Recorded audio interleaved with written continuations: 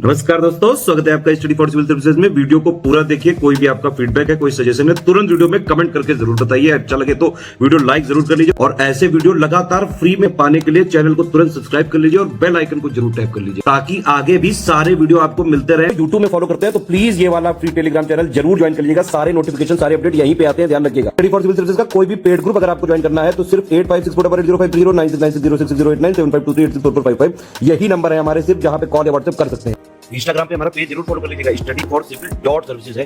Twitter पे हमको जरूर फॉलो कर लीजिएगा, @स्टडी फॉर सिविल्स है। सारे क्वेश्चन अटेम्प्ट करिए और स्कोर अपना तुरंत कमेंट करके बताइए। नमस्कार दोस्तों, जैसा कि आपको पता है कि जो हम लोग यूपीपीएससी का ईपीएस का टेस्ट सीरीज चल रहे हैं, तो उसका ये टेस्ट नंबर 3 है आपके सामने।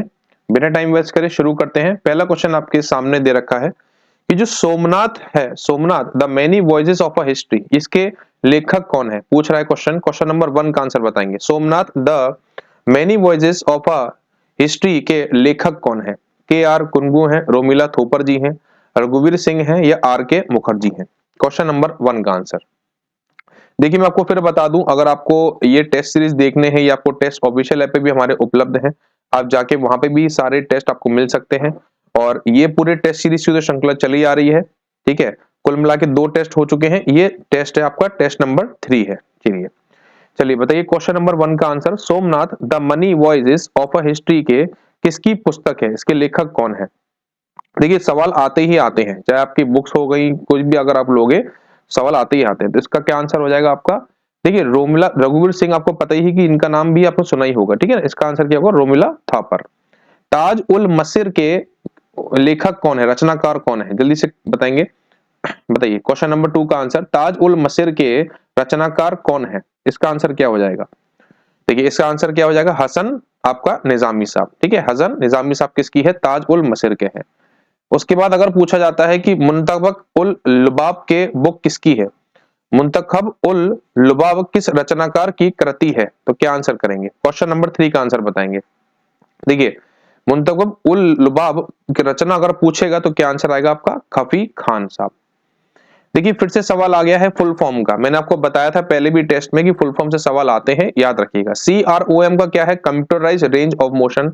CSLIP का compress serial line interface protocol. और SGRM क्या है? Standard graphics RAM. तो क्या सही है ये?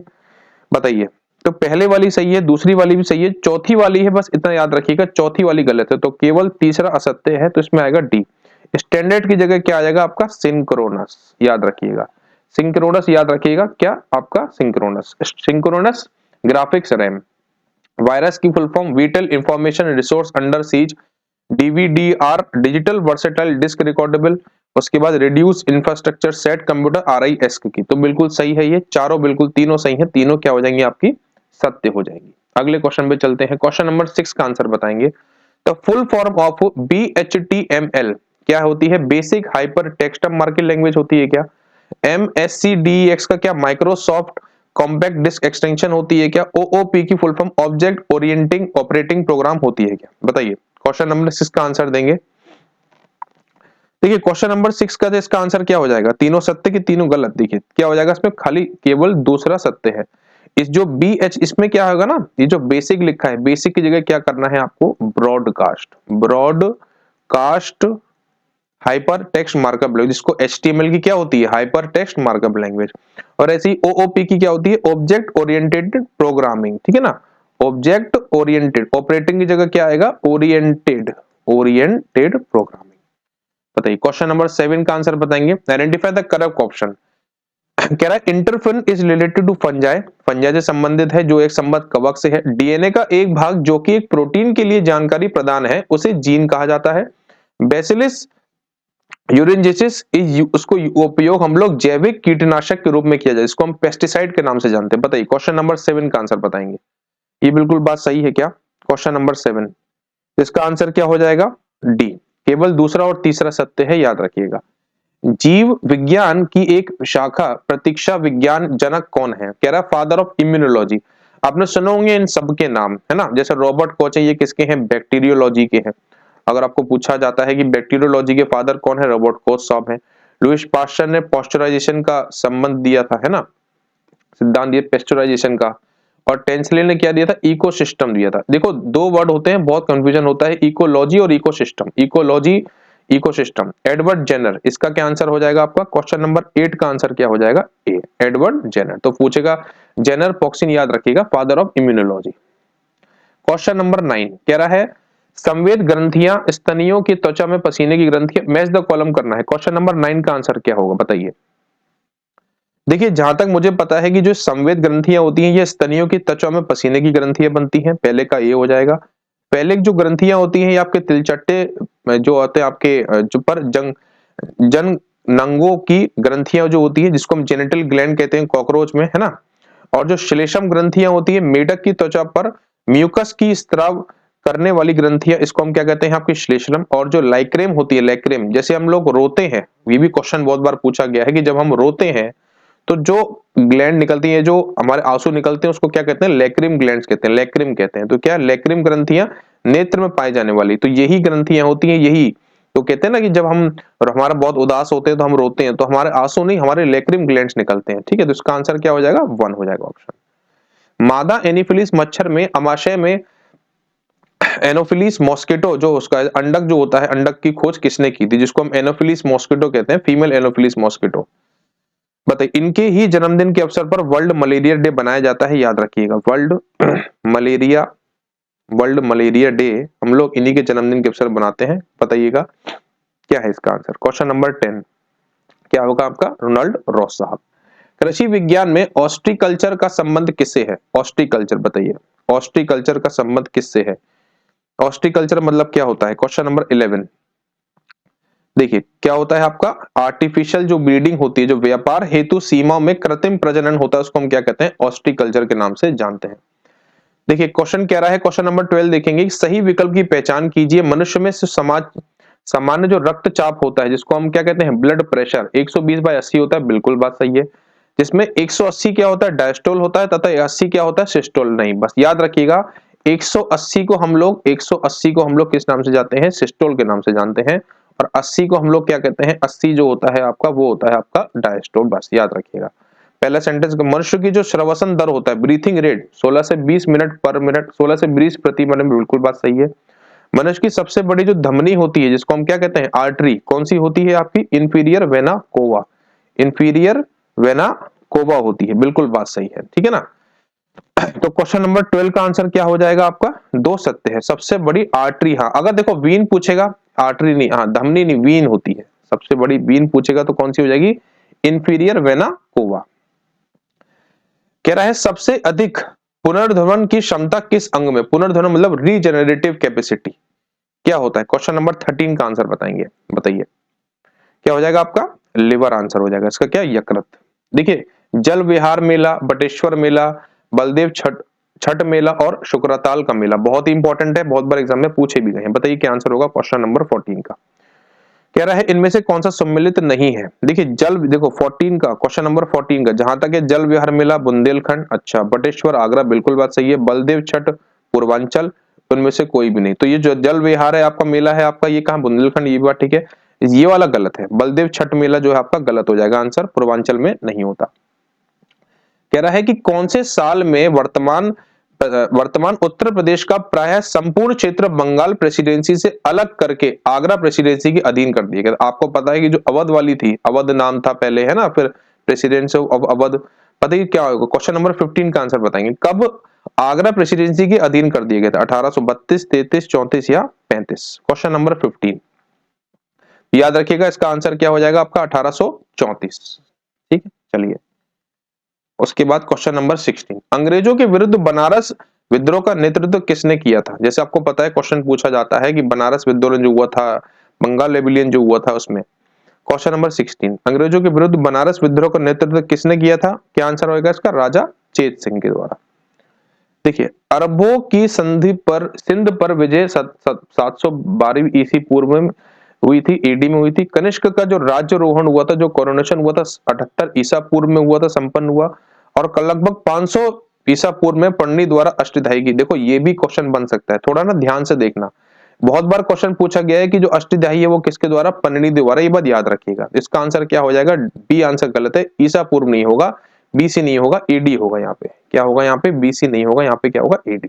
तो दूसरा असत्य है। क्वेश्चन नंबर 17 को कौन सा ऑप्शन हो जाएगा आपका? तीसरा वाला। बताइए। खानवा का युद्ध 1527, क्वेश्चन नंबर 18 पे देखेंगे, बिल्कुल सही बात है। चंदेरी 1528, तो बस यही गलत हो जाएगा आपका, 1528 चंदेरी। बाकी बिलग्राम 1540 और सुवाली का 1612। देखो आपको पता ही कि जो इंडस वैली सिविलाइजेशन, जिसको हम क्या कहते हैं, सिंधु घाटी सभ्यता का इतिहास, उसमें 4 स्थल ऐसे आपको दिखा होगा, है ना, 4 स्थल है। तो वो पूछ रहा है नदियां, रोपड़ सतलुज नदी पे है, आलमगीरपुर उत्तर प्रदेश में हिंडौन नदी पे, ये आपका सूतका है, ये शदीकौर पे है, और सुतका जिंदर किस पे है? मादर नहीं, ये किस पे है? आपकी दास्त रिवर पे, याद रखिएगा, दास्त नदी पे। 1854 में किसके स्थान पर जेम्स ऑल्ट्रम ने अवध की ब्रिटिश रेजिडेंसी बनाया गया था? बताइए। क्वेश्चन नंबर 20 का आंसर बताएंगे, किसने बनाया था? इसका आंसर क्या होगा? कर्नल स्लीमैन ने बनाया था। कौन सी पुस्तक दादा भाई नौरोजी की है? बहुत बहुत बार पूछी गई है, आपको पता ही है कि 21 की सारी है ना। On the commerce of India, England, what means born India, उपरोक्त सभी है ना। इसमें दादा भाई नौरोजी की पुस्तक भी थी, un British and unpoverty rule in India. उसमें बताया गया था कि कैसे ब्रिटिश सरकार ने हमारे ऊपर मतलब चीजों को यूज करके जुर्म वगैरह किए थे। क्वेश्चन नंबर 22 देखेंगे, इसमें कह रहा है हर्षल समिति, फ्रेशर आयोग, जो भी आयोग था उसका बताइए कौन सा पहले आया था, कौन सा बाद में आया था। देखिए अगर मैं बात करूं हर्षल समिति की, तो ये आई थी आपकी, हर्षल समिति आई थी 1893 में, है ना, ये हर्षल हो गई आपकी। उसके बाद जो फ्रेजर आया था, ये आपका आई थिंक आया था 1902 में। फ्रेजर कब आया था आपका? 1902 में आया था, है ना, ये पुलिस के संगठन के मतलब था। और आपका जो इस्लिंगटन था, जो इस्लिंगटन आया था आपका, इस्लिंगटन जो आपका आया था, ये 1912 की बात है। और लास्ट कौन सा बचा आपका? सैंडलर, जो सैंडलर आया था आपका, ये 17 में आया था, है ना। तो कौन सा ऑप्शन हो जाएगा? हर्षल हर्षल हर्षल। तो सबसे पहले आपका हर्षल है, क्वेश्चन आंसर नंबर 1। चलिए अगला क्वेश्चन देखते हैं। कह रहे कथनों पर विचार कीजिए, कौन सा सही है बताइए। भारत की जो भूमि है, मुख्य भूमि 8 डिग्री 4 से 37 डिग्री 6 अक्षांश उत्तरी अक्षांश व 68 7 और 97 5 25 पूर्वी देशांतर की रेखा फैली हुई है। आपको पता है जो लॉन्गिट्यूड और लैटिट्यूड की बात कर रहा है। भारतीय राज्य मेघालय केवल म्यांमार के साथ सीमा साझा करता है और म्यांमार 4 राज्यों के संग सीमा साझा करता है। बताइए। तो देखिए इसमें पहला जो ऑप्शन है इसमें आई थिंक बिल्कुल सही है। दूसरा ऑप्शन इसमें गलत है। जो मेघालय है इसका क्या आंसर होगा आपका? म्यांमार का बांग्लादेश, है ना। जो इंडस्ट्री जो मेघालय है वो किसके संग करती है? बांग्लादेश के संग करती है, म्यांमार के संग नहीं करती है। कह रहा है सही विकल्प की पहचान करिए। जो धारवण संरचना का सर्वाधिक विकास कर्नाटक के धारवण क्षेत्र में हुआ है। धारवण संरचना का विकास कर्नाटक क्षेत्र के अलावा अरावली पर्वतीय क्षेत्र, छोटा नागपुर पठारी क्षेत्र, मेघालय की शिलोंग रेंज में भी पाया जाता है। और भारत में धात्विक खनिज संसाधन सबसे अधिक धारवण संरचना में ही पाए जाते हैं। क्वेश्चन नंबर 24 का आंसर क्या हो जाएगा बताइए।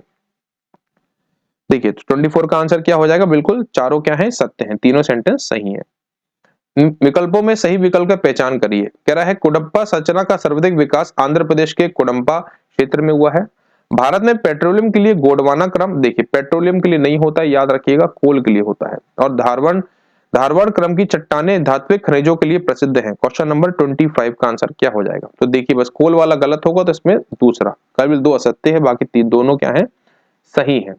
निम्न में से शेरडी लघु हिमालय के अंतर्गत आती है। क्वेश्चन नंबर 26 का आंसर बताएंगे। देखिए सीधी बात है, आपको पता ही पीरपंजल, धौलाधार, नागभट्ट ये सब किसके हैं? आपकी हिमालय की श्रेणियां है, लेसर हिमालय की। सही विकल्प का पहचान करिए। ट्रांस हिमालय वृद्ध हिमालय में IITS जोन द्वारा अलग होता है। सिंधु नदी ट्रांस हिमालय में काराकोरम और लद्दाख के मध्य बहती है। और वेलिकुंडा पालीकुंडा पर्वत नगरी पहाड़ी कहां पे है? कर्नाटक। तो ये कर्नाटक में नहीं है, याद रखिएगा ये बात। ये कहां पे है? आंध्र प्रदेश में है, पहली चीज। और जो ये नदी है, ये नदी किसके बीच में है? लद्दाख और जास्कर के बीच में है। लद्दाख और जास्कर के बीच में ये नदी है, बात याद रखिएगा। तो इसका क्वेश्चन नंबर 27 का आंसर क्या हो जाएगा आपका? केवल एक सत्य है। राज्यसभा सदस्यों का निर्वाचन भारतीय संविधान में किस देश से संविधान से लेकर शामिल किया गया है? जैसे कि आपको पता है हमने कुछ चीजें ली हैं दूसरों के देश के जो संविधान थे वहां से। तो 28 का आंसर क्या हो जाएगा आपका? दक्षिण अफ्रीका से लिया है। संविधान के किस अनुच्छेद में संसद के सचिवालय का उल्लेख है? संसद का जो सचिवालय होगा किसमें है आपका? बताइए। अनुच्छेद नंबर 98।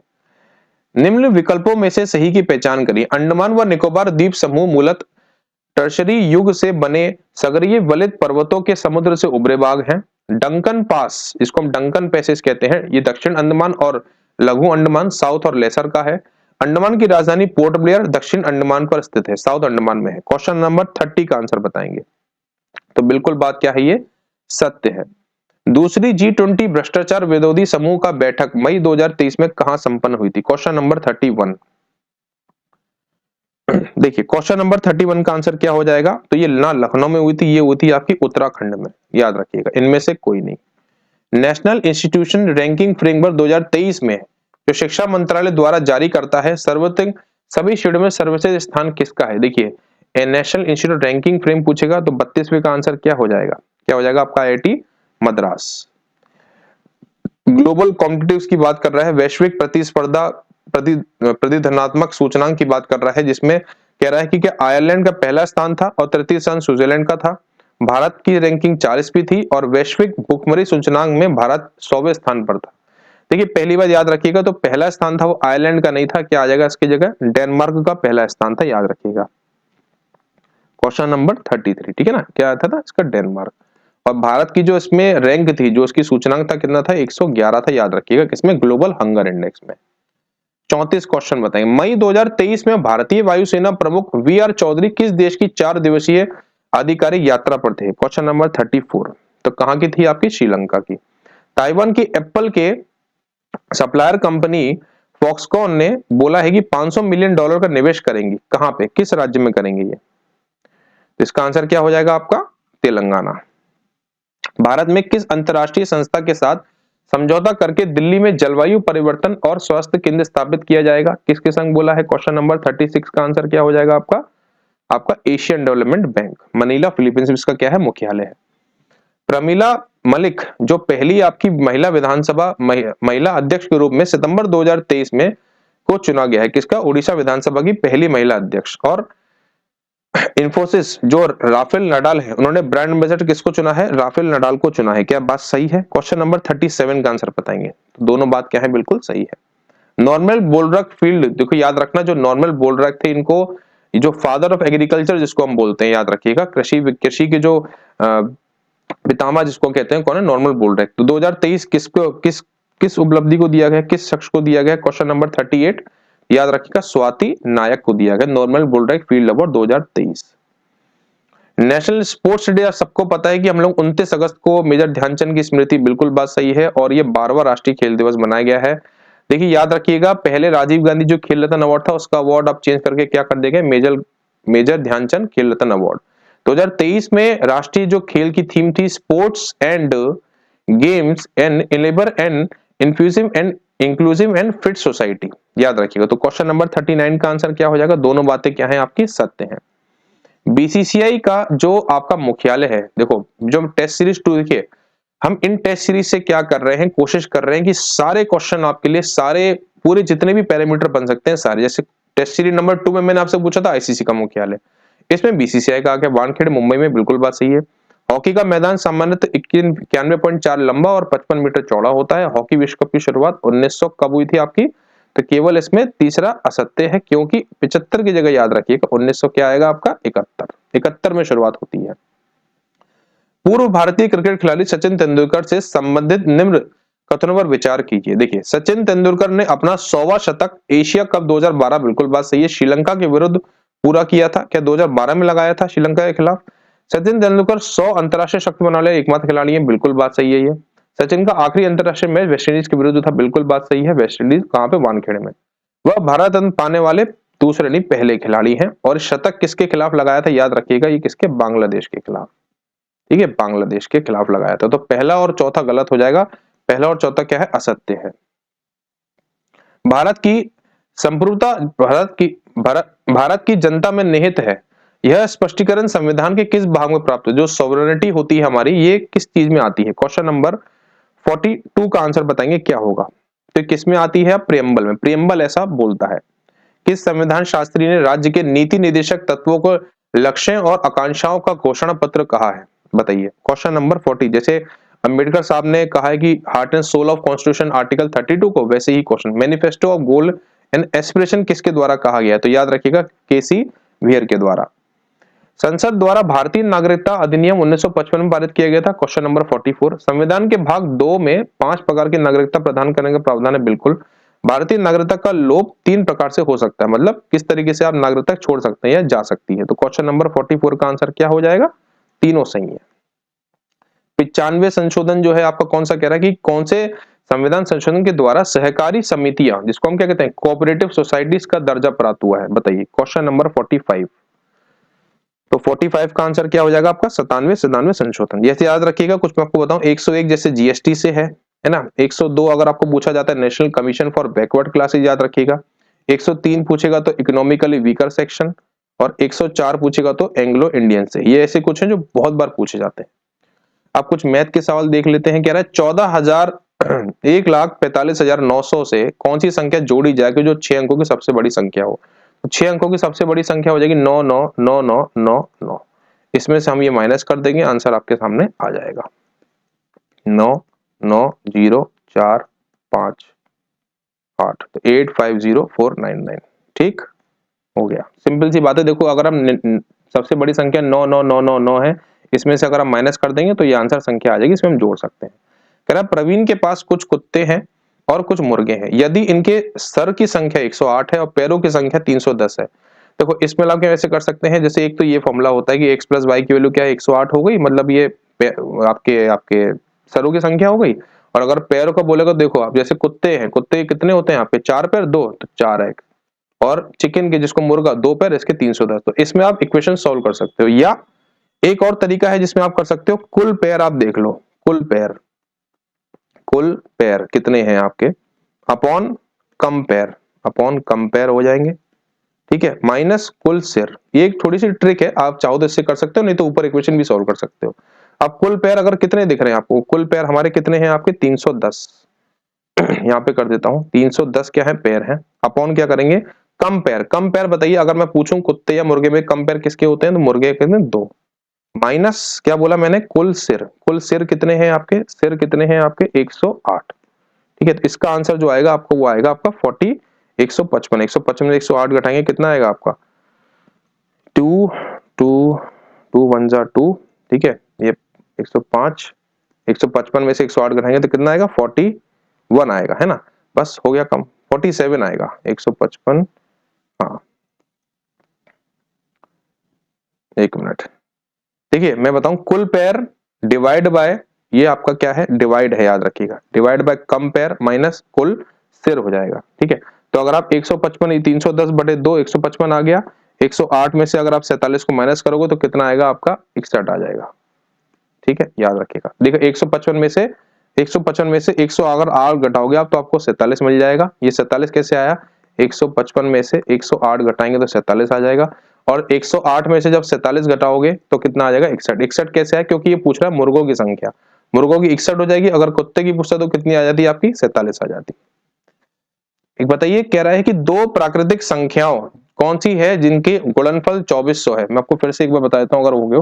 देखो बोल रहा है, सिंपल है, मैंने बोला ना कुल पैर, कुल मतलब कुल पैर कितने हैं हमारे? 310। ठीक है, कम पैर किसमें है? 2 हैं, क्योंकि दो किसे? चिकन के, मुर्गे के। माइनस टोटल सिर कितने हैं आपके? 108। इसको अगर आप करोगे 155 में से 108 घटाओगे तो कितना आएगा आपको? 47। ये किसके आ गए? कुत्ते की आ गई। 108 में से अगर आप 47 को घटाओगे तो आंसर क्या आएगा? 61। कह रहा है, क्वेश्चन कह रहा है कि ऐसी दो प्राकृतिक संख्याएं कौन सी हैं जिनका गुणनफल 2400 हो, जिनके वर्ग हो। तो एक्स वाई की वैल्यू कितनी है? 2400 हो जाएगी। और एक्स प्लस क्या है? योग कह रहा है x square plus y square की वैल्यू कितनी है आपकी? 5200। सीधी बात है, एक्स प्लस वाई का जो होल स्क्वायर होता है उसमें आप रख देंगे x square plus y square plus 2xy। ठीक है, एक्स स्क्वायर वाई स्क्वायर में आप 5200 रख देंगे और एक्स वाई में जो रख देंगे आप 2400 कंप्लीट, तो क्या आएगा आपका? 100 आ जाएगा। एक्स प्लस वाई की वैल्यू क्या आ जाएगी? आप सोल्व करोगे तो 100। 100 किसका टोटल है? 60 और 40 का है। त्रिज्या दी हुई है, वृत्त की क्षेत्रफल निकालिए। क्या होता है? पाई आर स्क्वायर होता है 22/7 इंटू कितनी है? 0.21 इंटू 0.21 0.441 7.3 3 2 6 0.63 इंटू 22 कितना आ जाएगा आपका? 0.441 आ जाएगा, है ना। एक मिनट, 0.63 अगर हम करेंगे 0.21 इंटू 0.21 अगर हम करते हैं और इंटू मल्टीप्लाई कर देते हैं 22 से, तो आएगा डिवाइड बाय अगर हम कर देते हैं 7 से तो 0.131। अच्छा अगर आप अच्छा पाई नहीं ले रहा है ये, ठीक है, तो सीधी बात है, अगर आप 0.21 इंटू 0.21 करोगे तो 0.041। हाँ ये पाई नहीं ले रहा है, तो अगर आप इसको 0.21 पर मल्टीपल करोगे तो कितना आएगा 0.411 पाई। कह रहा है संख्या 23/43 का, जिसमें 43 देखिए क्या होता है, जैसे भी आपको बार दिखता है ना, इसका मतलब होता है रिपीटेशन, है ना। 20.43 तो अगर आप देखोगे 23 प्लस इसको कैसे लिखते हैं 43/99। 99 क्यों, क्योंकि 2 पे बार था तो 9 आ जाएगा। अगर 0 लिखा होता तो 100 आ जाता, 2 पे बार 99 आ गया। अगर आप इसका एलसीएम लोगे अपॉन 99 करोगे तो आएगा 2320/99 आ जाएगा, याद रखिएगा। तो इसका क्या आंसर हो जाएगा 2320/99, 2320/99 ये वाला, ठीक है ना। तो जो भी संख्या जो आप रिपीट कर रहे हो उसके नीचे आपको, अगर मान लीजिए यहाँ पे होती 434 तो हम लिखते 23 प्लस 434/999 ऐसे आ जाता। चलिए ठीक है, तो ये था आपका test number 3। Thank you so much.